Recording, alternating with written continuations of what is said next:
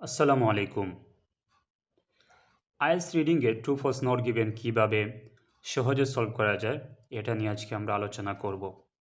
So true false not given solve করার আগে আমাদেরকে জানতে হবে যে ট্রু ফলস অ্যান্ড নট গিভেনের মিনিং কী।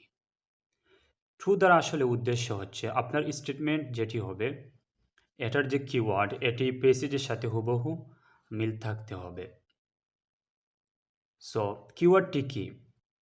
একটি স্টেটমেন্টের যে মেইন যে ইনফরমেশন হয় এটাই হচ্ছে কিওয়ার্ড। সো এটি যদি হুবহু মিল থাকে তাহলে অ্যান্সারটি ট্রু হয়ে যাবে। এর জন্য এটা শর্ত না যে আপনার স্টেটমেন্টটি হুবহু প্যাসেজের সাথে সারা স্টেটমেন্ট মিল থাকতে হবে। ইভেন এখানে কিন্তু মেইন যে আইডেন্টিফাই ওয়ার্ড অথবা মেইন যে সাবজেক্ট যেটি এটি কিন্তু মিসিং হতে পারে প্যাসেজের মধ্যে গিয়ে, কিন্তু এরপরেও অ্যান্সারটি ট্রু হবে।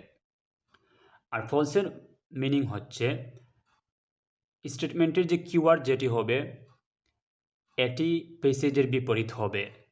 আর নট গিভেনের মিনিং হচ্ছে আপনার যে কিওয়ার্ড যেটি হবে এটি প্যাসেজের মধ্যে মিসিং থাকবে, এটা নিয়ে কোনো আলোচনা প্যাসেজের মধ্যে থাকবে না, তখন এটি নট গিভেন হবে। সো এখন আসুন ট্রু ফলস নট গিভেন কীভাবে সহজ করা যায় আমরা এটা নিয়ে আলোচনা করি। এখানে আপনারা দেখতে পাচ্ছেন যে টেস্টটি রয়েছে, এটা হচ্ছে ক্যামব্রিজ 18-এর 1 নাম্বার টেস্ট, 8 থেকে 13 নাম্বার পর্যন্ত। এখানে টোটাল 6টি ট্রু ফলস নট গিভেন রয়েছে। আমরা এগুলোকে ব্রিফলি সলভ করার ট্রাই করব। এখানে প্রথম যে স্টেটমেন্ট যেটি রয়েছে এটি হচ্ছে urban farming can take place above or below ground. Urban farming এটি জায়গা গ্রহণ করতে পারে মাটির উপরে অথবা নিচে। সো এখন আমাদেরকে দেখতে হবে যে এখানে কিওয়ার্ড কী। সো আমাদের কিওয়ার্ড যেটি কিওয়ার্ডটি হচ্ছে অ্যাবভ অর বিলো গ্রাউন্ড। এখন আমরা প্যাসেজের মধ্যে যাওয়ার পর অ্যাবভ অর বিলো গ্রাউন্ড এটি যদি হুবহু মিল পাই তাইলে আমাদের অ্যান্সারটি ট্রু হবে। আর যদি এটা সম্পর্কে কোনো ইনফরমেশন যদি প্যাসেজের মধ্যে না থাকে তাহলে নট গিভেন হবে। আর যদি বিপরীত হয় তাহলে ফলস হবে। তাইলে এখন আমরা প্যাসেজের মধ্যে যাচ্ছি, যাওয়ার পর আমরা দেখি এটা নিয়ে আলোচনা কোথায় আছে। সো এখান থেকে এটা আলোচনা রয়েছে no soil is exhausted and the water that gently showers that plant's root every 12 minutes is recycled. So the method uses 90% less water than a classic intensive farm for the same yield. এখানে বলতেছে যে no soil is exhausted, কোনো মাটি মূলত শেষ হয় না, and the water এবং পানি যেই রয়েছে that gently showers the plant's roots every 12 minutes is recycled, এবং গাছের যে গুঁড়া যেটি রয়েছে তার মধ্যে 12 মিনিট পর্যন্ত রিসাইকেল করার জন্য এটিকে পানি দেওয়া হয়। আর এই পদ্ধতির মধ্যে so the method uses 90% less water than a classic intensive farm for the same yield. আর এই পদ্ধতির মধ্যে 90% কম পানি ব্যবহার হয় ক্লাসিক ইন্টেন্সিভ ফার্ম থেকে একই মাটির মধ্যে। এখানে দেখেন এই যে বললো 90% কম পানি ব্যবহার হয় এই পদ্ধতি, এখানে এই পদ্ধতি দ্বারা আসলে উদ্দেশ্যটা কী? এখানে উদ্দেশ্য হচ্ছে এরোপনিক ফার্মিং। সো এরোপনিক ফার্মিংটা কী? আচ্ছা, আরবান ফার্মিং হচ্ছে দুই প্রকার, একটি হচ্ছে এরোপনিক ফার্মিং আর আরেকটি হচ্ছে ইন্টেন্সিভ ফার্মিং। এরোপনিক ফার্মিং যেইটা এটা মূলত মাটির উপরে চাষ করা হয়, আর এরোপনিক ফার্মিংটা আমাদের দেশের মধ্যে অনেক কম, এটা কিন্তু বাইরের দেশে বেশি হয়। আর এরোপনিক ফার্মিংটা মূলত বেশি হয় এটা আলু চাষ করার জন্য। এজন্য এটা যেহেতু মাটির উপরে হয় এজন্য বলছি আপনার urban farming can take place above. So এর দ্বারা উদ্দেশ্য হচ্ছে এরোপনিক, আর বিলো গ্রাউন্ড দ্বারা উদ্দেশ্য হচ্ছে ইন্টেন্সিভ ফার্ম। সো এখানে আমরা মিল পাচ্ছি, এজন্য আমাদের অ্যান্সারটি কী হবে? ট্রু হবে, কারণ এরোপনিক দ্বারা উদ্দেশ্য হচ্ছে অ্যাবভ গ্রাউন্ড আর ইন্টেন্সিভ দ্বারা উদ্দেশ্য হচ্ছে বিলো গ্রাউন্ড। কারণ ইন্টেন্সিভ মানে আমরা আমাদের দেশে যে মাটির নিচে যেভাবে চাষ করি এটা, তাহলে আরবান ফার্মিং মাটির নিচে হয়, এটা তো একবারে কমন। এজন্য আমাদের অ্যান্সারটি প্রথম যেটা আছে ওটা ট্রু হবে। So some of the equipment used in aeroponic farming can be made by hand. বলতেছে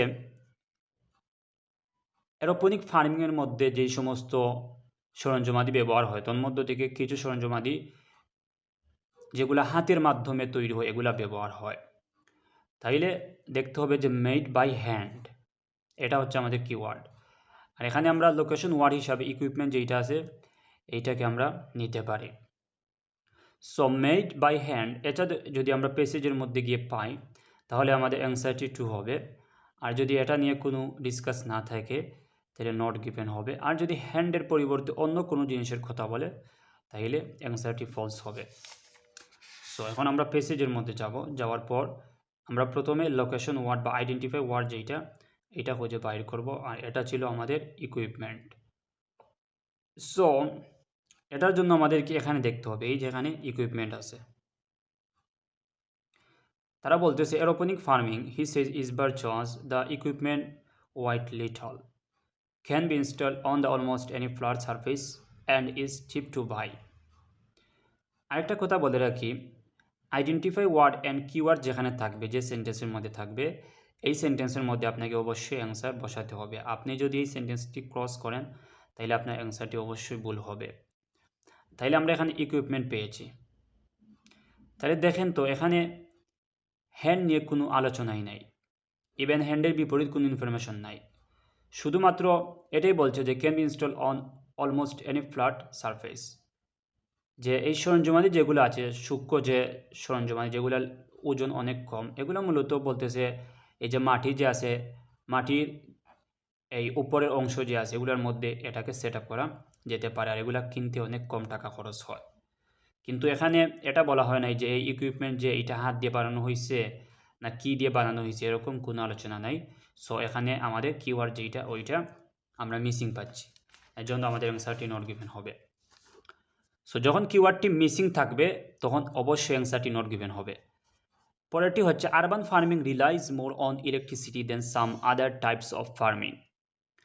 তারা বলতেছে যে আরবান ফার্মিং যেটা এইটা ইলেকট্রিসিটির উপর অনেক বেশি ডিপেন্ড করে দেন some other types of farming, যে অন্যান্য যে আপনার ফার্মিংয়ের যে টাইপস রয়েছে এটার থেকে আরবান ফার্মিংটা মূলত ইলেকট্রিসিটির উপর বেশি নির্ভর করে। তাহলে এখানে আমাদের কিওয়ার্ডটি হচ্ছে মূলত রিলাইজ মোর অন ইলেকট্রিসিটি, এটা। তাহলে আরবান ফার্মিংটা ইলেকট্রিসিটির উপর বেশি নির্ভর করে, এটা আমাদেরকে খুঁজে বাহির করতে হবে। তাহলে ইলেকট্রিসিটি আছে, আগে থেকে ইলেকট্রিসিটি কোথায় রয়েছে। সো আমরা আগের কোয়েশ্চেনের অ্যান্সার যেখানে পেয়েছি এরপরেই কিন্তু রয়েছে it is cheap to run to consuming a tiny fraction of the electricity used by some techniques. যে it is cheap to run, এটা চাষ করা যায় অনেক সহজে। এখানে রান্নার উদ্দেশ্য হবে আপনার চাষ উদ্দেশ্য হবে, আর চিপ মানে তো হচ্ছে আপনার অ্যাফোর্ডেবল, যেটা সস্তা। এরপরে বলতেছে consuming a tiny fraction of the electricity used by some technique, এটার ক্ষেত্রে খরচ হয় a tiny fraction of the electricity, এই যে ইলেকট্রিসিটি রয়েছে অনেক কম ইলেকট্রিসিটি, এটার মধ্যে খরচ হয় কিছু টেকনিক ব্যবহার করার মাধ্যমে। তাহলে আরবান ফার্মিংয়ের ক্ষেত্রে ইলেকট্রিসিটি যেটি এটি অনেক কম কি হয় ব্যবহার হয় এখানে বলতেছে, কারণ টাইনি অর্থ হচ্ছে কম, ছোটো। আর এখানে তারা বলছে কি রিলাইজ মোর অন ইলেকট্রিসিটি, ইলেকট্রিসিটির উপর বেশি নির্ভর করে। তাহলে এখানে আমাদের ইনফরমেশন যেটা ওইটা কিন্তু বিপরীত হয়েছে, এজন্য অ্যান্সারটি ফলস হবে।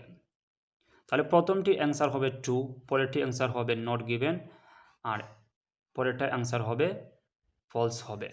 কারণ প্রথমটি হুবহু মিল ছিল কিওয়ার্ডটি, পরেরটা কিওয়ার্ড মিসিং, পরেরটা কিওয়ার্ডটি বিপরীত হয়েছে, এজন্য ফলস। সো ডিয়ার স্টুডেন্ট, এইভাবে যদি আপনি কিওয়ার্ড ধরে যদি কিওয়ার্ডটি মিলিয়ে সলভ করতে পারেন, ট্রু ফলস নট গিভেন সবগুলাই হবে ইনশাল্লাহ, কখনো ভুল হবে না।